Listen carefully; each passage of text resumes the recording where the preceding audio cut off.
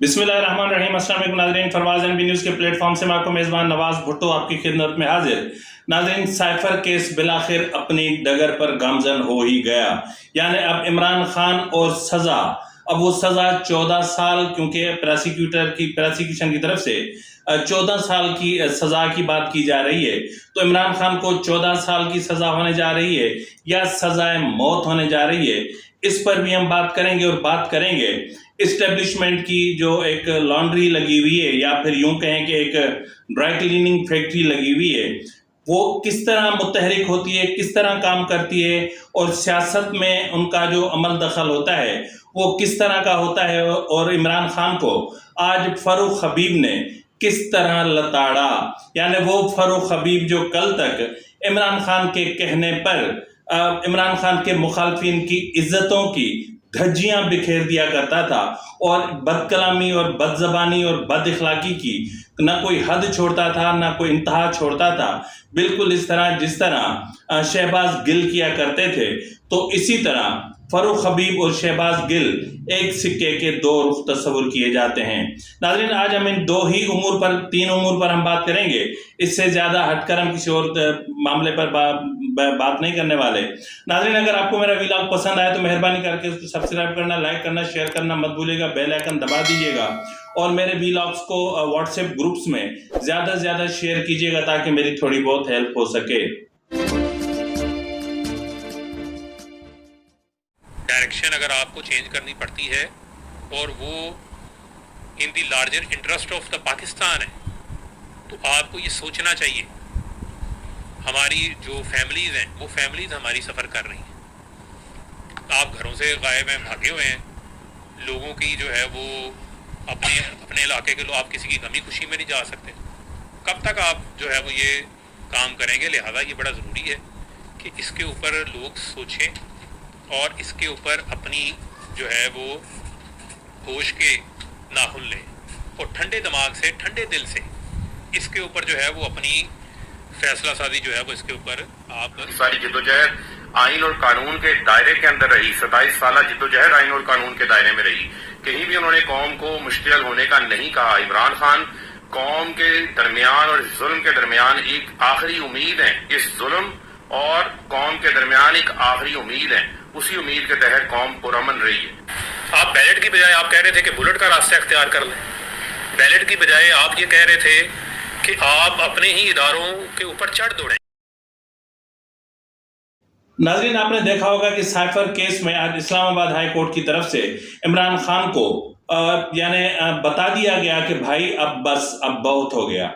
यानी हद होती है कि एक दिन में मुख्तलिफ अदालतों में एक ही शख्स के 15-16 केसेस लगे हुए हों। और जैसे इस वक्त जो जुडिशल अपना हायर जुडिशरी है वो मतलब सिर्फ इमरान खान के केसेस ही को देख रही है। बाकी जो इल्तवा में केसेस पड़े हुए हैं, जो इतने बरसों से जिन केसेस को देखा ही नहीं जा रहा, क्या वो मुल्ज़मान नहीं है? क्या पाकिस्तान में एक ही मुल्जिम है जिसका नाम इमरान अहमद खान न्याजी है, जो बाय बर्थ क्रिमिनल है, जिसके बाप को जो है वो करप्शन के केस में पकड़ा गया और फिर खुद करप्शन करता रहा, यानी टेम्परिंग और फिर जुआ, सट्टा, यानी क्या क्या इस शख्स ने नहीं किया। तो बहरहाल साइफर केस, देखिए, हर चीज़ अपने मंतकी अंजाम की तरफ ज़रूर बढ़ती है। ये मकाफात अमल है, यही मकाफात अमल है कि हर चीज़ को अपने जो है वो इंतहा को पहुंचना है, और जब वो इंतहा को पहुंचती है तो फिर उसका जवाल शुरू होता है। तो इमरान खान ने अपने इंतहा देख ली, अब इमरान खान का जवाल है। अब इस इमरान खान के उरूज और जवाल के बीच में जो सबसे ज़्यादा फ़ायदा हासिल करने की कोशिश कर रही हैं वो हैं अलीमा खान। अब अलीमा खान पर हुकूमत ने एक मरतबा फिर जो हल्का हाथ रख लिया है इस्टेब्लिशमेंट ने, उसकी वजह ये है कि अलीमा खान इमरान खान को रिप्लेस करने आ रही हैं। और ये जो रिप्लेसमेंट का अमल है, इसके कंसिक्वेंसेस क्या होंगे उस पर भी हम बात करते हैं। पहले हम बात करते हैं साइफर केस के हवाले से कि साइफर केस में इमरान खान पर कल फर्द जुर्म आयद होगी और फर्द जुर्म आयद होने के बाद ये केस चल पड़ेगा। 2 दर्जन के करीब इसमें गवाहान हैं। अब जाहिर है कि जब वो आएंगे, गवाहान भी कोई आम मतलब इस तरह के नहीं है, یعنی جس طرح عمران خان کے جو پرنسپل سیکرٹری تھے اعظم خان، وہ ہیں سب جو اس وقت سفیر تھے وہاں، انور مجید شاید یہی نام ہے، وہ ہیں، اور وزارت خارجہ کے لوگ ہیں، پرائم منسٹر ہاؤس کے لوگ ہیں، یعنی اس طرح کے لوگ ہیں کہ جن کے جو سائفر کے حوالے سے ایک دوسرے کے ساتھ جڑے ہوئے ہوتے ہیں۔ اب ایک بات کہی جا رہی ہے اور یہ مسلسل کہا جا رہا ہے کہ جی سائفر جو تھا وہ ڈی کوڈ ہو چکا تھا اور وہ ڈی کلاسیفائڈ بھی ہو چکا تھا۔ جی ڈی کوڈ تو آپ نے کیا، لیکن ڈی کلاسیفائڈ آپ نے کابینہ کے کس اجلاس میں اس کو ڈکلیئر کیا تھا؟ ذرا مجھے وہ کابینہ بتا دیں اور مجھے وہ منٹس دکھا دیں کہ کابینہ کی یہ میٹنگ ہوئی تھی یا پھر سلامتی کمیٹی کی یہ میٹنگ ہوئی تھی اور اس میٹنگ میں یہ فیصلہ ہوا تھا کہ سائفر کو ڈی کلاسیفائڈ کرنا ہے۔ آپ نے تو خود سے ہی ڈی کلاسیفائڈ کر دیا اور پاکستان کے عوام نے، مطلب پاکستان سے باہر کے اخبارات میں بیٹھ کر اس سائفر کو پڑھا۔ تو بہرحال یہ آپ کی وطن سے محبت کی ایک والہانہ اور ایک عظیم الشان مثال ہے کہ جس کو تاریخ کبھی نہیں بھولے گی۔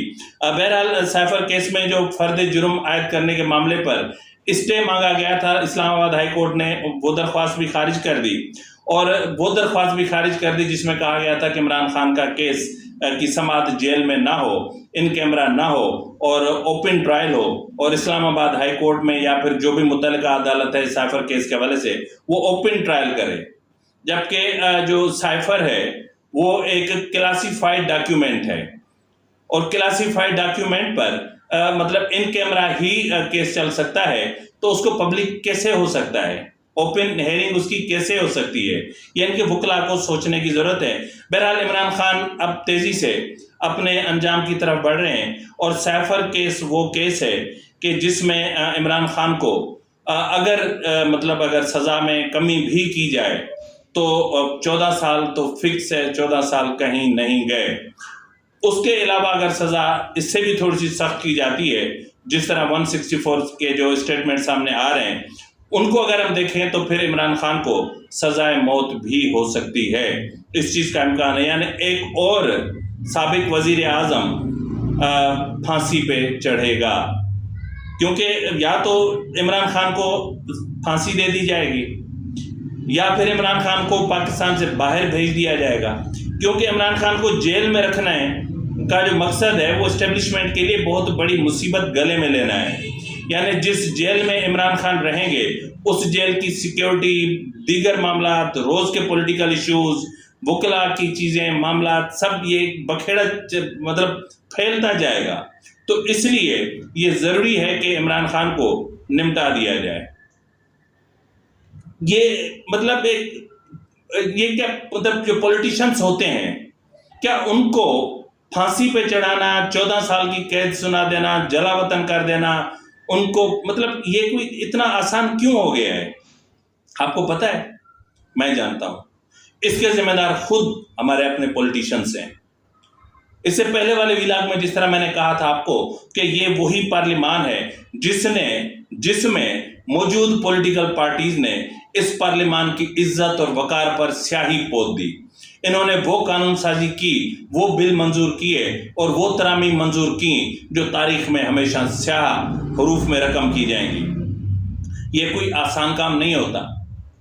آپ کا کام تھا کہ آپ پارلیمان کی بالادستی پر کمپرومائز نہ کرتے۔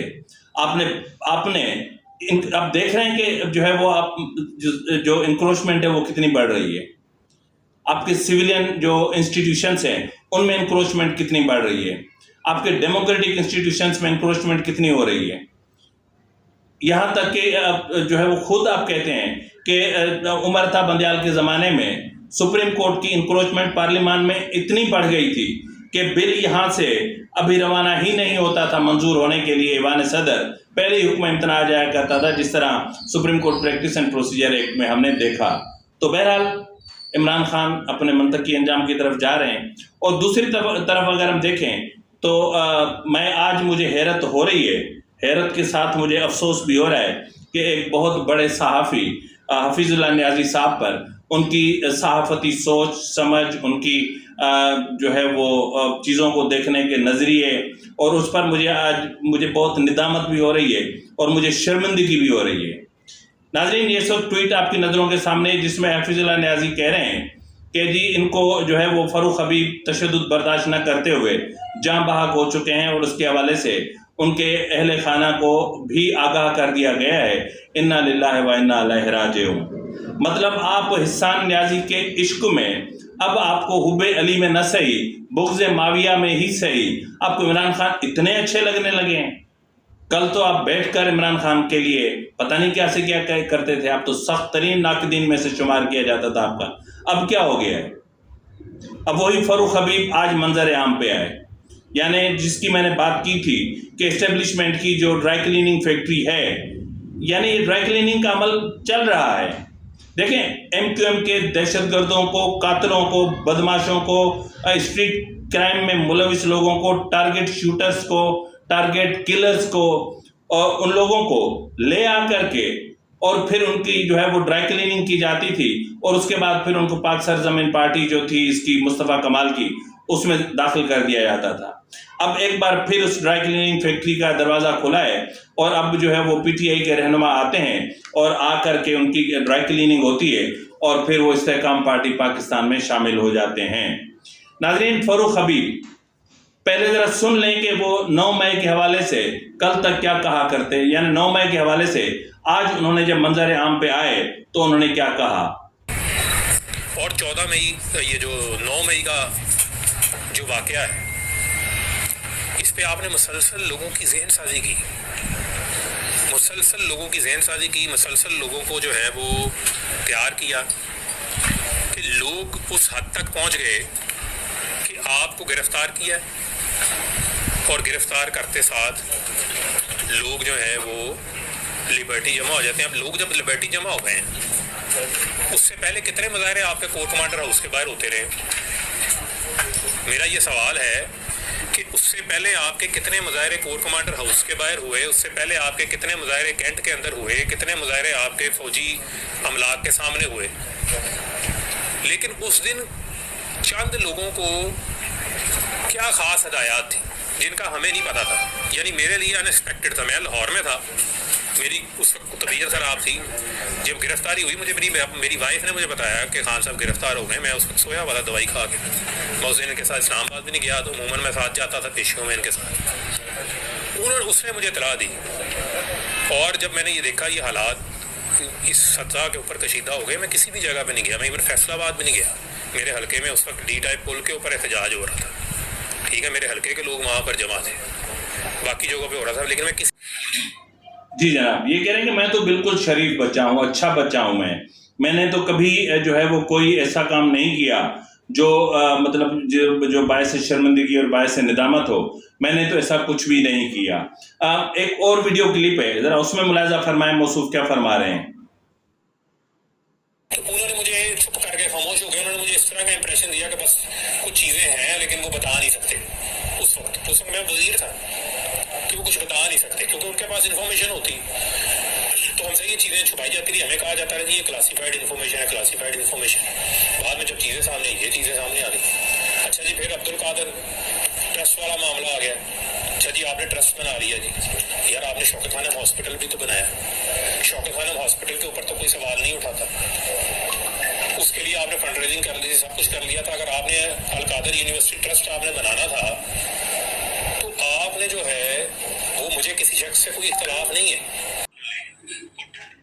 جی جناب، یہ بھی کہہ رہے ہیں کہ جی اب اگر دوبارہ پی ٹی آئی کی حکومت آتی ہے، اگر دوبارہ حکومت آتی ہے تو پھر بھی فراغ ہوگی اور عثمان بوزار جیسے لوگوں کو ہی لایا جائے گا۔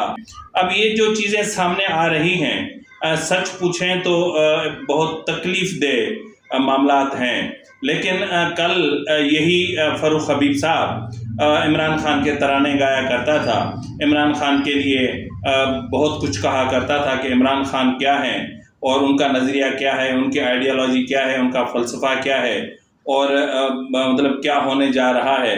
اور جس طرح وہ جب وزیر تھے تو جس طرح فرعونیت ان میں سمائی ہوئی تھی، تو آج وہ فرعونیت کہاں گئی؟ یعنی اسٹیبلشمنٹ کی ڈرائی کلیننگ فیکٹری سے آپ دھل کے استحکام پارٹی پاکستان میں چلے گئے تو سب ٹھیک ہو گیا۔ بہرحال ناظرین، جہاں پر یہ خبریں وہاں پر ایک خبر یہ بھی ہے کہ لاہور سے جو ہے وہ کچھ اہم ترین شخصیات نے پاکستان پیپلز پارٹی میں جو ہے وہ شمولیت اختیار کی ہے. فی الوقت کے لیے اتنا ہی، ملتے ہیں اگلے پروگرام میں، تب تک اجازت دیجیے. فی امان اللہ.